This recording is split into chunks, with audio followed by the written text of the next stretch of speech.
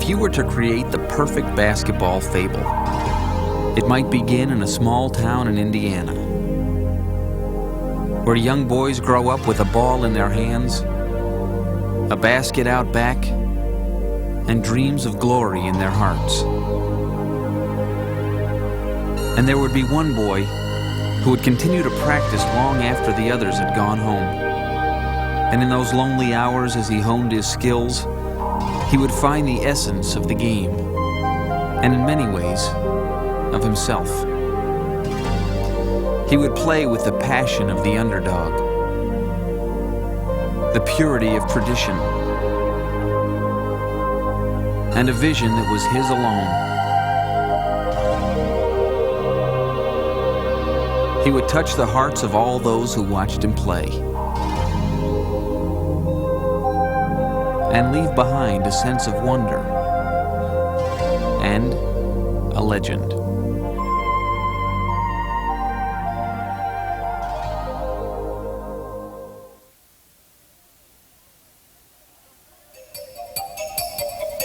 The fans have poured into Salt Lake City in record numbers, and they are infected with basketball fever.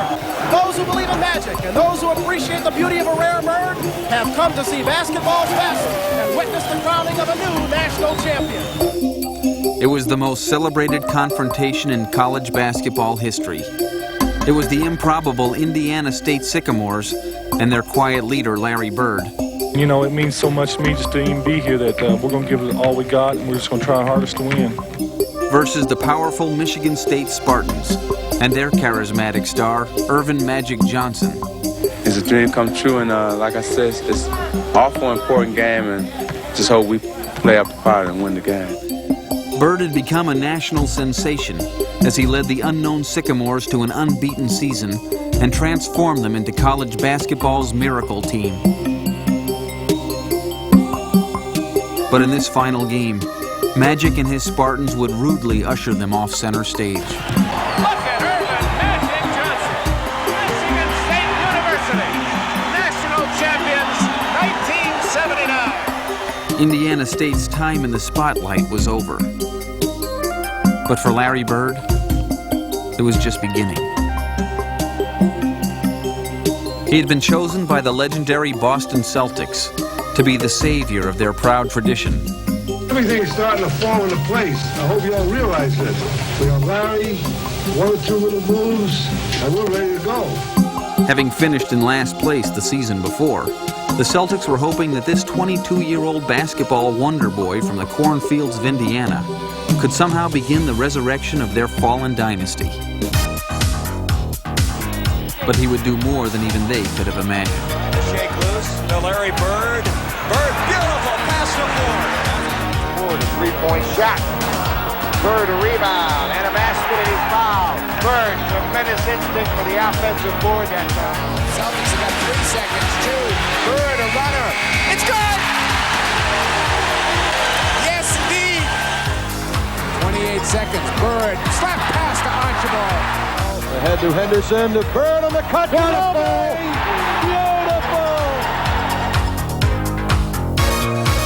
Leading the Celtics to the largest single-season turnaround in NBA history, Bird would capture Rookie of the Year honors and revitalize both the franchise and its fans. Larry steps in, brings in this chemistry, this charisma, and got us back on the winning track. Bird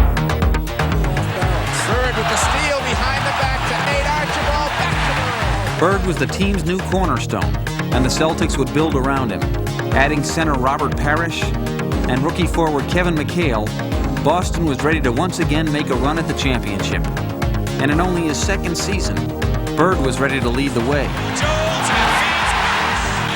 Puts it on the floor. We're down to 6. Bird in the corner. Double fake. Jumper. It's good! Larry Bird hits it with 2 seconds left. I think we all had the confidence in Larry that he gonna come through for us because he was our go-to guy. Bird had wasted little time in joining the ranks of the NBA's preeminent superstars, but in the conference finals, the reigning member of that group would quickly serve notice that the road to the championship would not be as easily traveled. Dr. J would stake his 76ers to a commanding 3-1 series lead, and it seemed as if the stunned Celtics would be forced to wait another year in their quest to reclaim championship glory. But Bird would respond with a confidence that belied his inexperience. Playing with ferocious determination, he would lead one of playoff history's most dramatic comebacks as the Celtics clawed their way back to even the series at 3. Now, it was the Sixers who were reeling, and Bird would deliver the knockout blow. Bird coming to the left. Stop and pop off the glass. It's gone! Boston leads 91-89. Bobby Jones is going to put the ball to play. And the pass hits the top of the backboard. And it's over! They won 3 in a row. They came from 3 of 1 down. And they have won the series. It's all over. Bird had brought the finals back to Boston Garden. And now he looked to raise the 14th championship banner to its hallowed rafters. Larry Bird follows his own shot. Oh, what a ball. As soon as he shot that ball, Boy, Henderson broke it up. There's Bird again. Larry Bird with a steal. Henderson back to Bird. Beautiful. Look at this crowd. The Houston Rockets could only helplessly watch as the Celtics methodically eliminated them in 6 games, led by a determined Larry Bird. In just 2 years, this young Hoosier had taken Boston from last place to an NBA championship, fulfilling their wildest dreams. It's all over. The Boston Celtics have won the World Championship in 1981, and they have become the 14th flag winners for the Boston Garden. But even though Bird had captured the hearts of his new city, in his own heart, he still belonged in many ways to the country. We also would like to thank you as a team for supporting us throughout the year. It's been a great honor to be out here. There's only one place I'd rather be, French Lick. Thank you. To his adoring fans, Bird was like a savior from a foreign land, a hero shrouded in mystery. He looked like some hillbilly coming out of the woods or something. He always wore these overalls and a cap and all that type of thing. Somewhere, somebody went into a cave in French Lick, Indiana, and there was a block of ice, and they chipped away, and out popped this prehistoric basketball player, Larry Bird. Personally, I didn't believe there was a place called French Lick. I just could not believe the kid was from French Lick. But he had very, very strong roots at home. With Larry Bird's growing fame, French Lick had become an almost mythical symbol of basketball's heartland. And located in rural Indiana with a population of just over 2,000, it fit the image well. It is a place where people lead an uncomplicated lifestyle and share a deep-rooted passion that has spanned the generations. In Indiana, basketball is tradition. For Hoosiers, the state tournament is a time-honored ritual. The state university is a revered basketball institution, and the state's best players are immortalized in history. Born on December 7th, 1956, the fourth of Joe and Georgia Bird's 6 children, Larry Joe Bird grew up playing basketball as much as any other Indiana schoolboy. But with Joe often on the road looking for work, and Georgia waitressing long hours at local restaurants, Larry got his introduction to the game from older brothers Mike and Mark. I did tag along. It's not that they called me and said, "Come on, let's go play ball." They sort of brushed me off all the time because they was, 3 and 4 years older than I was. So it was a struggle. Anytime you have bigger brothers, it's a struggle just to hang around with them. As Larry started high school, he watched Mark become a star on the Springs Valley team. At school, everybody used to tell me my bigger brother was a great player and I can't wait to grow up and try to be like him. And you can see he was proud of how he played on a certain night, and I sort of wanted the same feeling. Soon, Larry began testing his own abilities. He was just an average basketball player at that time. But there used to be a basketball court halfway up the hill. And you would always, I can remember seeing him down there shooting at that basketball in the rain. You know, out there shooting a basketball in the rain and just practicing by himself. I had a couple friends I played with a lot, but I was picking up on things that I thought that were relative simple moves that they had a hard time with, and that's when things started clicking a little bit for me. Making the varsity as a sophomore, Bird saw his hours of practice paying off. His focus was narrowing. We didn't have a lot when we grew up, and basketball, when it came into my life, that's all I did. By his junior season, both Bird and his command of the game had grown dramatically. He started out as a sophomore. He was 6'1", 135 pounds. As a junior, he was up probably 6'5". And he was our best passer and our best rebounder and our best defensive player, and not necessarily the leading scorer, but he did all those other things that made people better. It was just like, I don't know, magic wand had touched him or a miracle had happened, because we'd never seen him play like that. By his senior year, Bird stood 6 feet 7 inches tall and was dominating his opponents. Averaging 30 points and 20 rebounds a game, he was also attracting his share of college recruiters. But there was little doubt as to which school Larry would choose. He would accept a scholarship to attend Indiana University. And so, in the fall of 1974, the pride and joy of French Lick and Springs Valley High School carried the hopes and expectations of his community with him, north to Bloomington, where he was to live every Indiana schoolboy's dream and play for the home state Hoosiers. The next 2 years would be the best of times for the Indiana basketball team, as they would lose only one game and capture a national championship. However, they would do it without Larry Bird. He had dropped out after 24 days and hitchhiked home to French Lick. I think that the size of the school and not really having, that many friends there and not having a lot or coming from a lot, I think he just got a little discouraged and a little depressed and bailed out without really consulting anyone. I think he probably felt scared that he disappointed maybe his family, maybe the community. My mom took it pretty tough, and she wasn't too happy for a long period of time, but it was a decision I made. It was something I had to live with, and I thought about it before I did it, and it's just, I would like to stay there, but it just wasn't for me. Now back in familiar surroundings, Bird was soon drawing a steady paycheck, working for the streets department. Some days we picked up trash once a week. The next days we might be cleaning the streets. And the guys I was working with were great guys. I knew them all my life, and I'm still grateful that they gave me the job. Bird had returned to an environment and a routine that suited him. But if he'd found comfort in returning home, it would be short-lived. On February 3rd, 1975, Larry's father, Joe Bird, committed suicide. I think that Larry learned a lot off his father. I think that cared for him deeply. I know he really loved his father-in-law.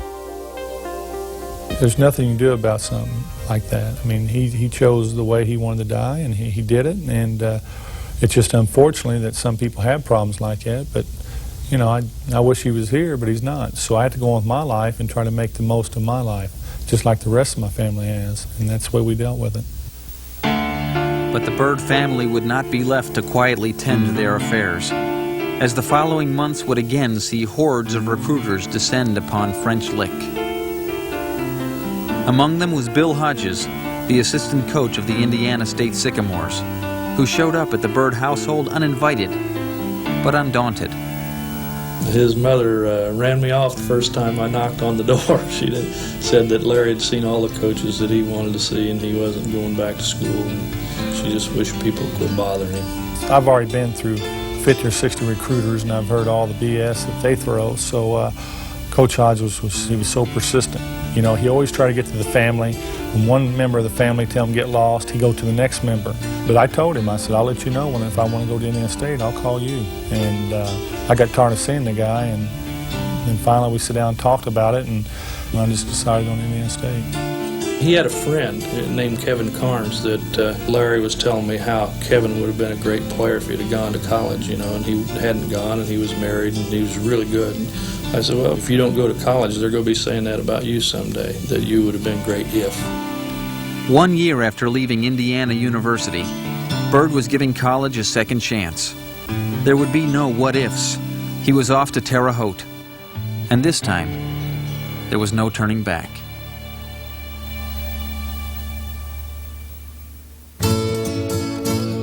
In the world of Indiana basketball, Indiana State University was barely on the map. But for Larry Bird, it would be a place that felt like home. Terre Haute is like a small town. It's not a small town. It's got 100,000 people or so, but people treat you like it's a small town. Everybody knows you. And I think Larry felt like it was kind of an extension of French Lick. As he sat out his first year as a transfer, Larry also came to feel at ease in the Indiana State basketball program. And when he finally did hit the court in the fall of 1976, now fully grown at 6 feet 9 inches tall, he was ready to bring the unheralded Sycamores national prominence and take the state of Indiana by storm. Wherever Hoosiers gather, they no longer talk of weather. Indiana has a new state bird. Now his claim to fame is just the way he plays the game. Indiana has a new state bird. You tell us your name, although I don't think we need to ask. Brad Miley. Brad Miley. You're not Brad Miley. Larry Bird. Larry Bird. It's not the Cardinal now. Hey, Larry, take a bow. Indiana has a new state bird. And you're from French Lick, Indiana. You said it all when you said it. Yeah. From out of old French Lick on up to ISU, he came to play some basketball. What position do you play with the team? Well, as you know, I had to do everything, so I play all positions. Now we don't know a thing about what the future will bring, but for now we're gonna spread the word. The fighting Sycamores are racking up the scores, and Indiana has a new state bird. Indiana has a new state bird. Larry had become a basketball phenomenon, a big man who could shoot and pass like a guard, playing for a little-known rural college and resembling a 20th century Huckleberry Finn. He seemed as if out of a storybook, and quite naturally the national media began to flock to Terre Haute. People were coming down from everywhere, the networks, CBS, NBC, ABC, but he didn't have a lot to say. Not that he couldn't say it, it's just that he was a little quiet, a little backward. All of a sudden you went from this quiet guy with his friends to people looking over his shoulders, reporters following you around everywhere you went, people taking pictures, and it was something that I didn't like, and it was tough for me to deal with. Bird would soon have more to deal with than just his newfound notoriety. Having sat out a year as a transfer, he was eligible for the 1978 NBA draft, despite being only a junior. Chosen by the Celtics, he faced a difficult choice of gaining instant financial security or returning to Indiana State for his senior season. Yeah, he wasn't going to go with Boston. See, money at that time, money was foreign to him. You know, he made $6 an hour. That's pretty darn good. It really wasn't that tough because I wanted to get my education while I was there because I knew I would never go back. You know, the one thing about athletes is they always say, well, I'll go back next year and do it, but they never do. Bird was staying put at Indiana State, but nevertheless, the season's prospects did not seem very bright. Head coach Bob King had suffered a stroke and was replaced by Bill Hodges on the sidelines. The Sycamores would begin the 78-79 campaign with a rookie head coach, a group of role players, and one determined All-American to lead them. Every offense we ran, the first thing we wanted to happen was Larry to touch the ball. And that was our goal, was get it in his hands 75% of the time that we had it. And boy, you get the ball in his hands, he did a tremendous job with it. Bird and his Sycamores would defy the odds as they stunned the college basketball world by posting the best record in the nation. The way we were beating teams was just on pure guts and determination. So we just got in our minds that we weren't going to get beat. With Bird providing the inspiration, Indiana State ignored their limitations. By Larry practicing and playing 100%, you know, he demanded that you play 100%. He demanded that you take a charge or you dive after that ball because he would do the same thing. And he missed it. Miley has it with 2 seconds.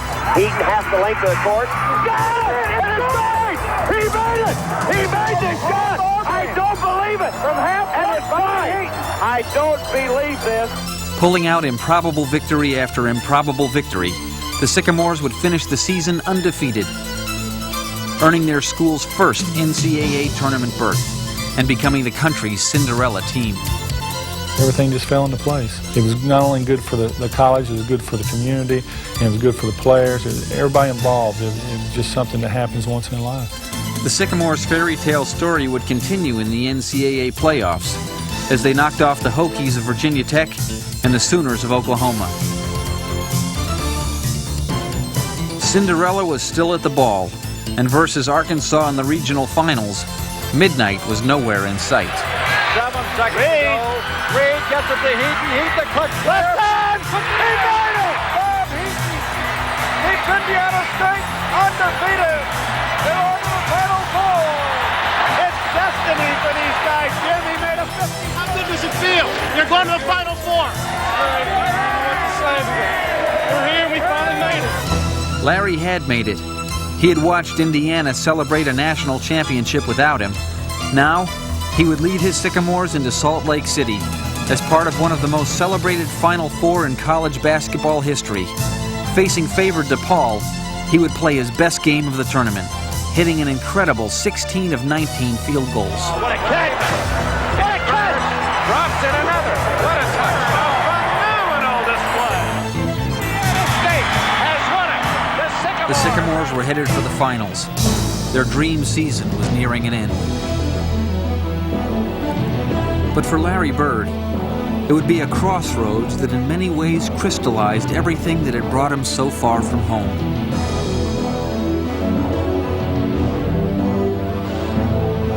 It was the end of a magical season and the beginning of a new journey.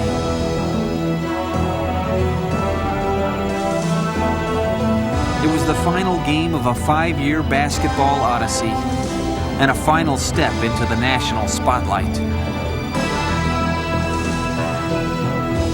It was Larry Bird's greatest defeat and the start of his greatest challenge. When Larry Bird arrived at Boston Garden, he found himself in basketball's holiest cathedral, at a time when its fortunes had never been lower and its expectations had never been higher. But to outward appearances, this gangly country boy seemed ill-equipped to fulfill his role as savior. It's just the kid. I mean, he doesn't look all that good, you know, and there's talk about how slow he was. He couldn't jump. He couldn't defend. I think when Larry first arrived, everybody thought, well, here's a kid now that I don't know if he's going to be able to play in this league.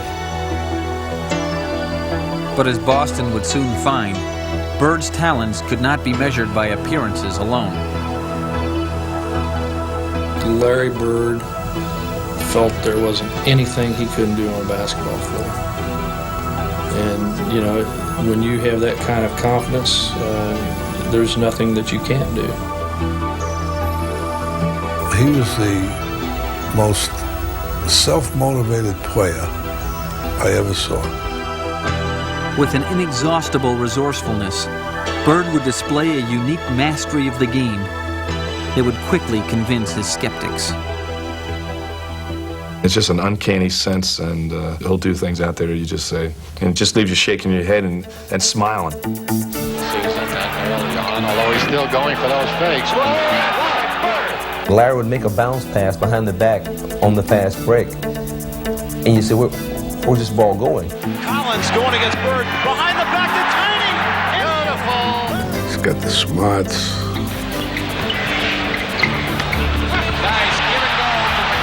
He was no country bumpkin. And then Bird goes goes inside. Out of the corner. You know, Larry's great at playing that. You know, come into my web said the spider that flies. Here's a steal by Bird. Just walked right into the passing lane. It's like watching a cat play with a mouse. Now they clear aside for Larry. Fakes it. Bird. There's the play of the game, right there. He's so intelligent. He has eyes all around his head. Larry's going to slow it up. No, it goes over the head to McHale. Save that one, guys. Offensive board on the cut to Bird. Swings through, little reverse. Layup is good. How did he make that one? Bird was a basketball virtuoso. He was a showstopper, capable of giving brilliant individual performances. Bird is putting on. But perhaps his greatest talent was his ability to orchestrate for his teammates. He created an unselfish attitude on the team as far as looking for the open man. If the guy's open, the guy's going to get the ball for the open shot. You get so many ease in basket because he draws so many defensive attention, and you find yourself all alone in the basketball or contested layup. He understood how to get Kevin and Robert shots, and Cedric Maxwell. And he also knew when any of these individuals were not getting enough shots in the game or were not involved in the offense. And he'd make a concerted effort to get them involved. When you've got a Bird out there, the other four guys know if you just move and get in the right place, that's your only responsibility. You know that ball's going to be there. It's beautiful. You get four other guys overachieving. You make them better basketball players. The thrill and the beauty of the Celtics playing was the ball moving from one side of the floor to the other side. 3 or 4 crisp passes and an easy shot resulting from that. That's teamwork. And Larry brought that back to the Boston Celtics. Larry Bird's first 4 years in the league had been nothing short of miraculous. He'd been named Rookie of the Year. He'd been a first-team All-Star every season. And he had led his Celtics from the cellar to a championship. And though Boston's 1982 and 83 seasons had ended in playoff disappointment, Bird had still far exceeded all expectations, except his own. We had a team there when we won in '81. I thought we was going to win 5 or 6 in a row because we had that much talent. But we just didn't do the things that it took for us to win a championship. In those same 4 years, Bird's college rival, Magic Johnson, had reached the finals 3 times and won 2 championships, establishing his Lakers as the league's most dominant team. It was a situation that did not sit well with Larry Bird. This man will not accept losing. He's like a guy who would pick a locomotive up and with ropes, pull a locomotive. He'll endure anything to win. From the beginning of the 1984 season, Bird's determination was clear. While he always possessed a tireless work ethic, now he displayed it with an unmistakable message to his teammates. You know, he was the first guy to practice, last guy to leave. It was very hard for us as players to look over and see Larry doing drills by himself for an hour and a half after practice, 2 hours after practice, for us not to pay the price. When you get your, quote, superstar to work at a high level in practice, everybody else falls in line because this is the man, and he will work. And Larry worked every day. It was an attitude that would drive the Celtics all season long. Look out, Bird's in the crowd trying to get a loose ball back, and by golly, he does it. If he's willing to sacrifice himself for a ball, then, you know, everybody else should be ready too. Bird over the top and through the scorer's table as he tried to get by. Or if he's willing to take that gut-wrenching charge that's coming down the middle, you know, then everybody else should be willing to. Oh, man. Here's Hustle at about $1 million a year. Everybody follows in the step. This ball comes to Buckner. Saved by Maxwell, who writes out Billy after it. Bird hits. 2 standing ovations already by this huge crowd. To their advantage, Bird on the drive, slapped away by Vincent. Bird gets it back. Saves it. Nice pass to Maxwell. What a play. Oh, Robinson aboard. The Bullets can take the lead. Bird the steal. Takes it himself for two.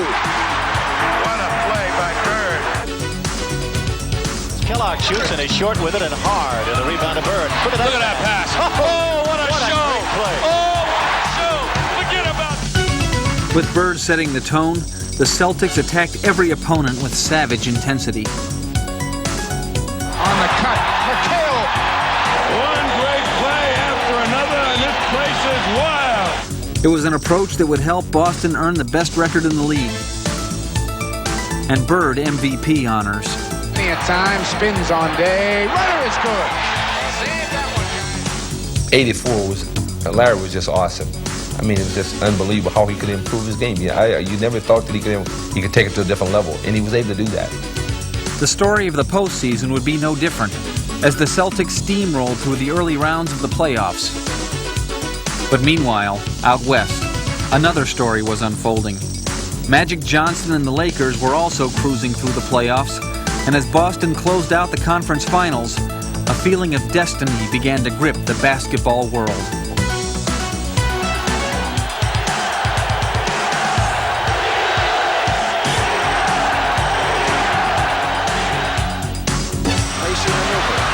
Gets it to Edwards on the roll. No, Nancy Kareem has got it. And it's Boston, here we come. You know, we were the favorites, and we made our way. They won the East, we won the West. So it's like everybody just get ready, sit back, and let's enjoy it. Since their historic first meeting, they had always been linked.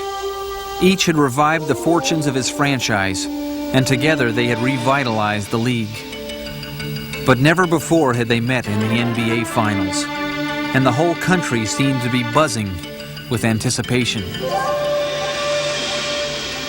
You know, you walk around and everybody is talking about this series. We had more writers and TV people and made it so big. I mean, everything was written was Bird versus Magic, Magic versus Bird, that whole thing. And it was so intense, so intense. Fate had presented Bird with the most dramatic of challenges. With the whole nation watching, he would seek to earn redemption for the Celtics and revenge for himself. Playing against Magic, yeah, that was something that I always dreamed about since he beat us in college. But as the series began, it seemed less like a dream than a familiar nightmare. Missing, rebounding is Magic, Cooper, and the fast break going to town. In Game 1, the Lakers' vaunted Showtime offense was in high gear as they stole the Celtics' home court advantage. They are running the Celtics off the Boston Garden Court. And as they humiliated the Celtics in Game 3 in LA to take a 2-1 series lead, it looked as if Magic would once again celebrate at Bird's expense. This has to be one of the most decisive routes in championship game history. With his season-long quest bitterly dying before him, the normally private Bird made his feelings shockingly public. Well, we just play like a bunch of women tonight. You know, we got some great players on this team, but we don't have the players with the heart sometimes that we need. And today, when you see Magic slapping high fives and guys going behind their back and shooting layups on us all day long, it seems that something somebody would try to put a stop to it. And until we get our hearts where they belong, we're in trouble. Larry was frustrated. He was disappointed, as we all were, that we got blown out by 33 points on national TV. But when he said that guys play with no heart, I knew what would happen in the next game. I knew what would happen in that series. Guys would do anything. Here's Kareem, outlet to Worthy, Rambis. Benches have emptied, and you knew this was going to happen. You could see it coming. Bird had sounded the call to battle. The time for Lakers celebration was over. Swings the elbow, and now is Gillen and Larry Bird. Jaw to jaw. It drew the team together, and I think that they all responded and said, yeah, hey, let's make sure that we aren't playing like sissies. Maybe we were, but let's make sure we're not going to continue to play like that. With Bird's challenge ringing in their ears, the Celtics would play with ferocious abandon. Fighting again, and the basket counts and a foul. For 3 games, LA had scored at will. Now Boston would make them pay for every point. In this contest, the Celtics would set the tempo. LA would do no more running. Boston would make them stand and fight.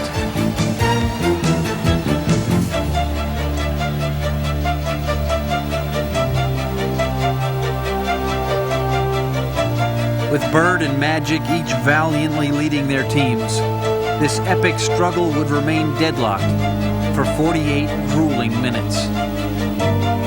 Great players like Larry Bird and Magic Johnson love to be in this situation. And we go to overtime. And as this dramatic showdown entered its final act, the spotlight narrowed to these 2 great rivals locked in an historic confrontation.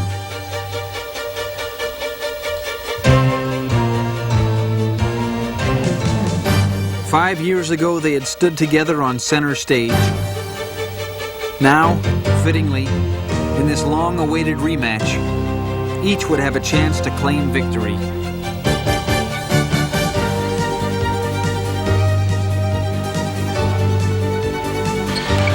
Johnson misses a both. Bird the rebound, and the Celtics want a timeout. The Celtics now are left with 1 timeout in overtime, and despondent Magic Johnson goes to the bench. It'll be Boston ball, tie game. Maxwell looking. Bird rotates in. Bird pops out. Avoids the steal. Gets it over to DJ. Bird goes right into the pivot. Now DJ holds the ball. Back into Bird. The ball away is gone. Oh my goodness! Oh my goodness! Boston Celtics have evened this NBA World Championship Series at 2 games apiece. And those who are writing the obituary for the team that have won a record 14 NBA titles can just pause. We're coming back. That's right. We're coming back. We'll be back. The Boston Celtics are acting like they won a championship, and Tommy, for them, perhaps it has been as important as a championship. The Celtics had reclaimed their pride and taken control of the series. Playing 2 of the next 3 games at Boston Garden, they were ready to put the Lakers away. Here's Magic off the mark. Lakers have several chances, and here's Larry Bird chucking down the court. The championship was now within Bird's grasp, and he was not going to let it slip away.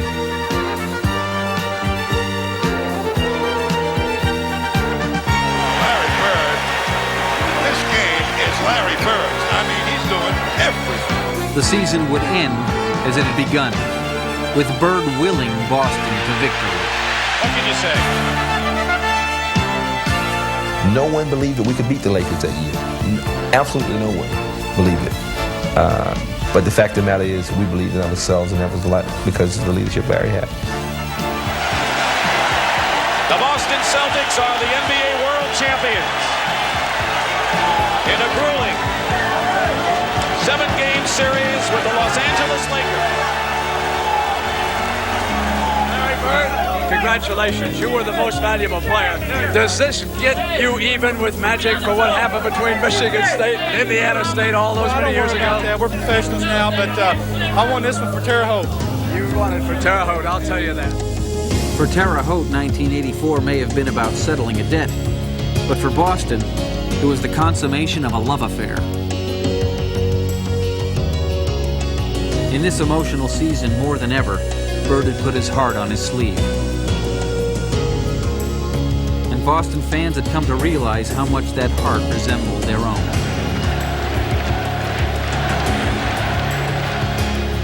Well, basically, this town is a blue-collar town. You know, they believe in working hard, earning your keep. And that's the type of player Larry is. You know, Larry believes in hard work.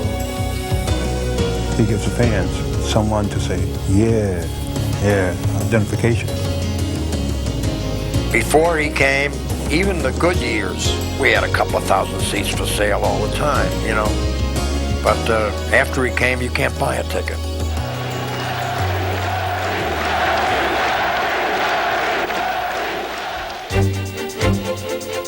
As they entered the 1985 season, the Celtics were again ready to follow their leader into battle. We knew we had the best player in the world on our team. We knew Larry was, and no question about it, he was the best player in the world. And their strategy was straightforward. The game was very simple. Get the ball to Larry and get out of his way. Williams has it. Williams to Bird again. Up fakes. Fires another three-pointer. Oh! Ties it up! 113 to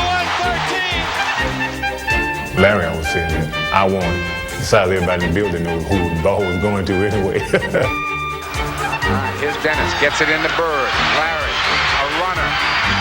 Got it! Ball game's over. Boston wins. The thing is, the one thing to know where it's going, but it's another thing to stop it. DJ again to make the inbounds pass. The double team in Bird. Larry, fake. Fall away. Hits it! Unbelievable. Every night seemed to feature a new Bird exploit, including one against Atlanta that saw him shatter Boston's single-game scoring record. I think it's the greatest shooting exhibition I've ever seen. He was so good that night that the Hawks were giving each other 5. He's unconscious. There's Bird. Bird, 14 seconds, he got fouled. He hit the shot. Bird has 60 points. Larry Bird scored 60 points. Look at the Boston players mob him. With Bird at the top of his game, the Celtics seemed invincible. They would again compile the league's best record, and Bird would win his second MVP. He would not, however, win a championship. Hampered by an elbow injury, he would be unable to lead the Celtics past the Lakers in a rematch of the 1984 Finals. You go through the season, you play hard, and you get in the playoffs, and you try to do the best you possibly can, but I just say that this series I didn't play up to my standards. Did they want this game more than you? No, I don't think so. We won the win. They just played better. A season that had begun with infinite promise had ended with failed expectations. The fulfillment of that promise, however, would prove to be only temporarily delayed. For 2 seasons, the Celtics had leaned heavily on Bird's leadership. But in the process, they had changed. Now they were no longer simply led by Bird. They had become a team that was cast in his image. A seamlessly cohesive unit, they entered the 1986 season determined to recapture the championship that they had lost. From the start, the Celtics dissected opponents with deadly efficiency. That's the Boston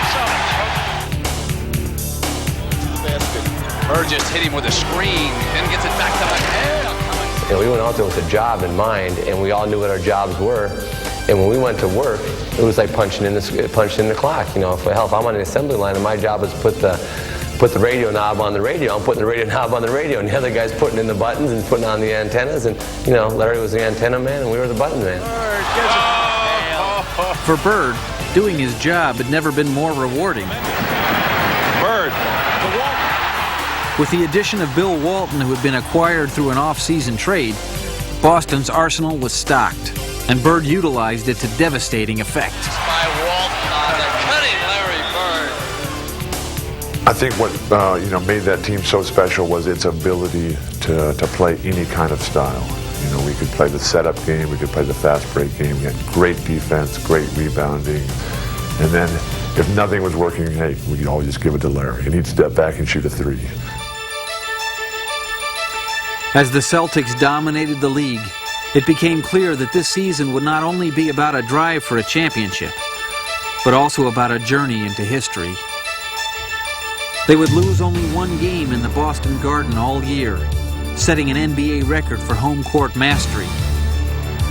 They would compile the second-best record in Celtic history, and Bird would join Bill Russell and Wilt Chamberlain as the only players to win 3 consecutive MVPs.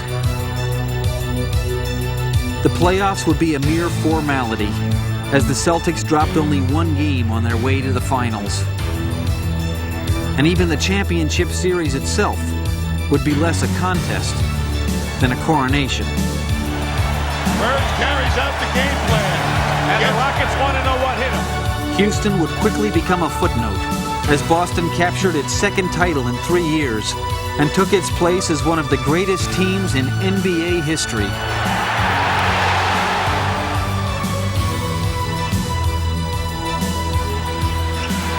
in a three-point land. Oh, that's a three-point.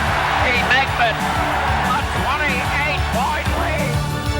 I mean, I always felt that, and still feel that that's the best team I've ever seen in this league. I'm sure Magic's got a team he liked to throw up against it, but to me personally, I thought that's the best team ever assembled since I've been in the league. 16 out of 40, the greatest winning tradition.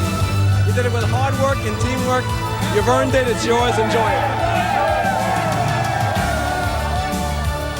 Having helped raise his third championship banner in Boston Garden, Bird had also carved his place in history. And I have been very blessed having coached some of the greatest that ever played the game. But if I had to start a team today, the greatest player and the one guy I would take would be Larry Bird.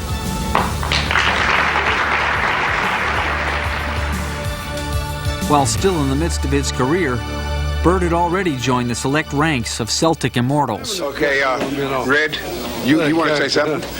What I want to say is, you know how it feels because you've been here before.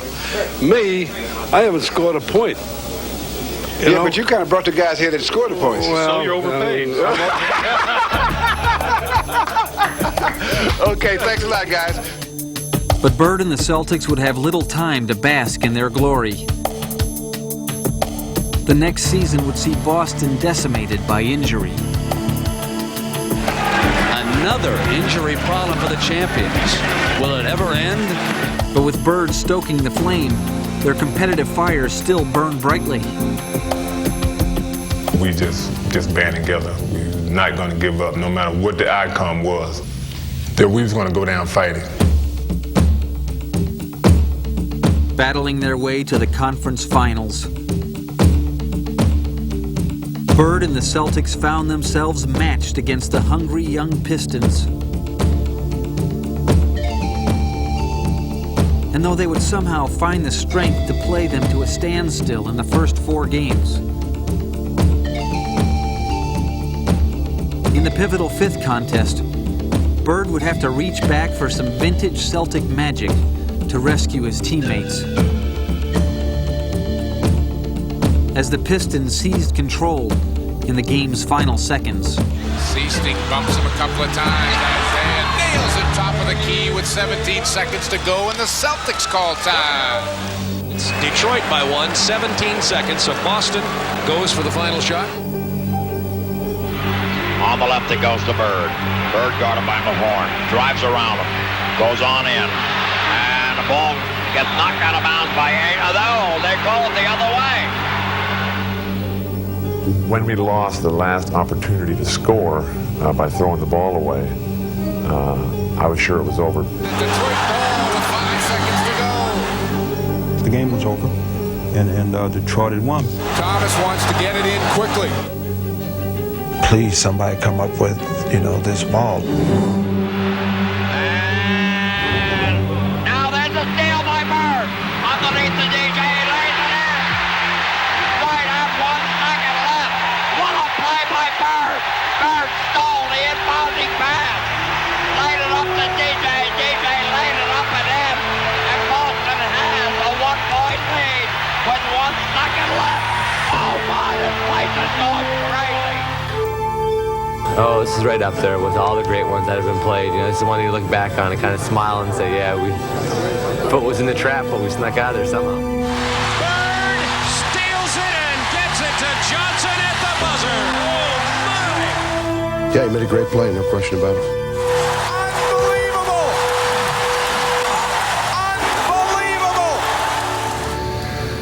They forgot about Larry Bird, that's all. Bird had dealt the Pistons what would prove to be a fatal blow. And as the Celtics faced the Lakers in the finals, he would again struggle valiantly to lift his battered team. But while Boston would extend LA to 6 bitterly fought games, even Bird's magic would not be quite enough. 5 seconds to go. Magic with a hook shot. Scores with 2. Though the Celtics would surrender their title, they would not surrender their pride. Age and injury would conspire to prevent them from reaching the finals for the rest of the decade. But even without their championship mantle, Bird would keep them a team to be reckoned with. I fear no one but Larry Bird, because if you keep it close and he has a chance to win it, he's going to win that game. 2 seconds left. The Bullets by 1. Aims to Bird. He gets a good shot, and the Celtics win it. Incredible. Larry Bird never quits and never says die, and he always feels that he has a chance to win the game. Suns by 2. They throw to Bird. Here comes Bird. Puts it up. Count the bucket. We're tied at 104, and Bird will go to the line for his 51st point. Well, it's 2 points difference, and they're down 2. Bird will come up with a 3-pointer. I mean, you keep waiting for it. You're waiting for it with bated breath. 2-point Maverick lead. Bird's the man they want to have it. Yes, indeed. Bird for 3. Yes! Larry Bird for 3 with 4 seconds to go. Celtics lead it by 1. What can you say about Larry Bird? Imagine the arrogance, though. The wonderful arrogance of a man who needs 2 to tie or 3 to win, has the time to do either one, and says, let's roll the dice. He wants every advantage, whether it be a technical advantage, a physical advantage, but more importantly, a psychological advantage. I get a charge when I tell somebody on the opposing team that I'm going to hit the last second shot and then do it. That's what it's all about. Tie game, 13 seconds to play. Celtics basketball. During the timeout, I'm going through a play, and about that time, Larry steps in and says, Coach, why don't you just give me the ball and tell everybody to get out of the way? That's Larry. And when he wants the ball, he wants the ball. After the timeout, we walked back on the court, and then Xavier was guarding him. So he tells Xavier, he says, I'm getting the ball. And I said, I know, I'm going to be waiting. And he said, I'm going to get it right here. I'm going to shoot it right in your face. 10 seconds. 5, and Bird has the basketball. Look out. Larry Bird just phenomenal the way that And he came out, went right about that exact spot and shot a shot right in my face. And, you know, he was like, I didn't mean to leave 2 seconds on the clock. He wanted to shoot it with 0 seconds on the clock. I walked back to the sideline like, damn. During the 1988 season, Bird had seemingly found every conceivable way to engineer victory. But perhaps it was in the conference semifinals in which he would be at his most resourceful. Facing elimination against the Hawks in Game 6, he would not only help stave off defeat, but would also launch the boldest of psychological assaults. Well, they had their chance. You know, they had a big chance to beat us. I think now that we're going to come out and play like we did tonight, but we're going to be at home, and our shots are going to be dropping a little bit better, and we're going to be running a little bit faster. So I'd say Sunday's going to be a big win for the Celtics. Despite Bird's brash words, the Hawks seemed unintimidated. And it would quickly become apparent that if Larry was to make good on his prediction, he would have to contend with a high-flying Dominique Wilkins, who would simply play the game of his life. Bird now cuts free. Here's Wilkins. That's what they must have. Cuts free. Left hands in for the field goal. And puts the Celtics back on top. mano duel. Bird versus Wilkins. Dominique hits a 3. Ties it for Atlanta. With Bird again pulling up. Putting Boston ahead. It's a duel. Put down your saber. Wilkins responds. It's Bird's turn. Comes up with a shot. And the Celtics lead. Who's going to blink first? And Dominique high off the glass. 3 from Bird. Larry Bird promised it, and he is delivering in this quarter with 18 points. This a critical trip for the Atlanta Hawks. This is a great defensive move by Bird as he steals the ball for the Celtics. Leads the Bird off the fake, improves his position, and the Celtics are up again. One way or another, Bird kills you. Another defensive stop, a must here for the Hawks. Johnson gets it into Bird, and Wilkins is there. Bird comes free. Bird for the win. You are watching what greatness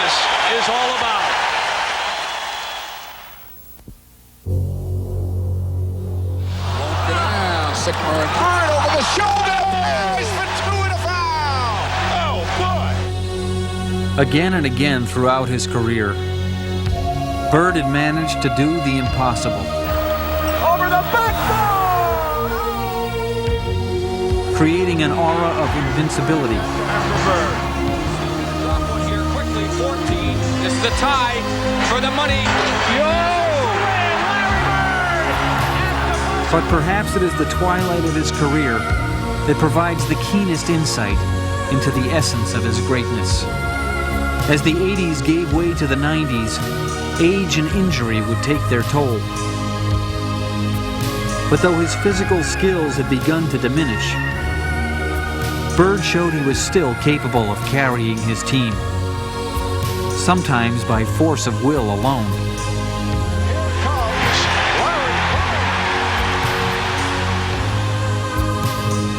Not even the relentless assault of time could dim Bird's spirit.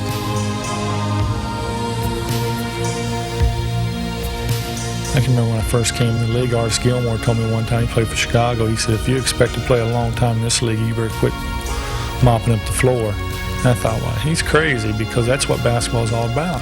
We're getting a little bit older now and feeling the bangs and the bumps and bruises and all that. I can see where he's coming from, but I can't change my style of play. I got to play like that every night. The challenges he faced had changed, but Bird had remained steadfastly the same. And Larry still kind of comes in with that 22-year-old attitude about basketball. Bird again on the other end. Short with the hook. Catledge, a traffic rebound. Bird strips it, tips it. Yeah!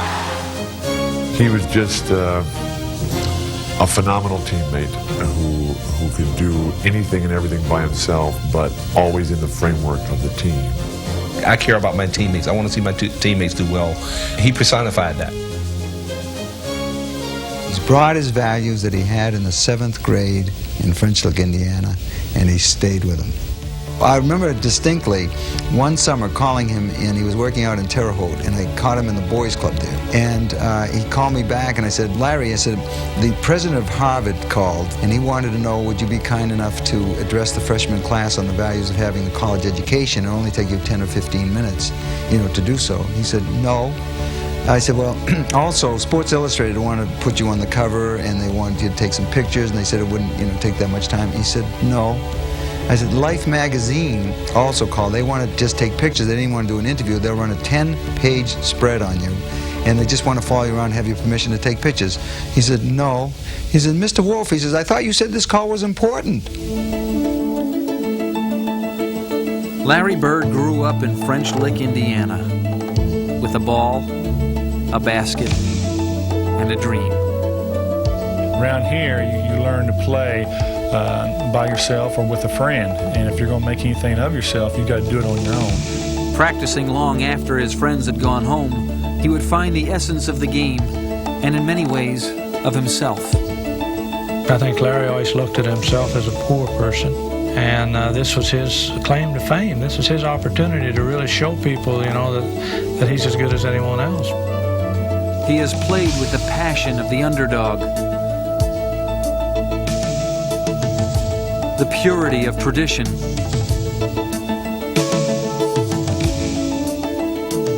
and a vision that is his alone. You look at people like MacArthur, who the war happens, and General Patton. There's a war for them to shine in. Larry was born to play basketball. Touching the hearts of all those who have watched him play, he has left behind a sense of wonder and a legend.